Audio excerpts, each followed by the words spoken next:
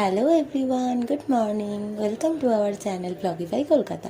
তো আজকে আমি দিনটা শুরু করছি। আজকে হচ্ছে আমার উইক অফ। তো আজকে একটু ছোটোখাটো প্ল্যানও আছে, বিকালবেলা তোমাদের সাথে ডেফিনেটলি শেয়ার করব।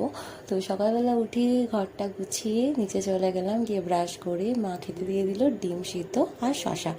তো সেটা আমি মায়ের সাথে গল্প করতে করতে বেশ সুন্দর করে খেলাম। তারপরে হচ্ছে একটা ইন্টারেস্টিং জিনিস, যেটা আমার ছোটোটা থেকে খুবই পছন্দের জিনিস, হচ্ছে আমসত্ত্ব। তোমরা কে কে আমসত্ত্ব খেতে ভালোবাসো প্লিজ কমেন্ট করে জানিও আমার মতো। আর আমার এই আমসত্ত্ব খেতে না জাস্ট অসাধারণই লাগে। তো তারপরেই দেখলাম মা বানিয়েছিল আলুর দম আর চাটনি, যেটা হচ্ছে মা আমাকে প্যাক করে দিয়েছিল, আর একটা কমলা লেবু দিয়ে দিয়েছিল আমি খাবো বলে।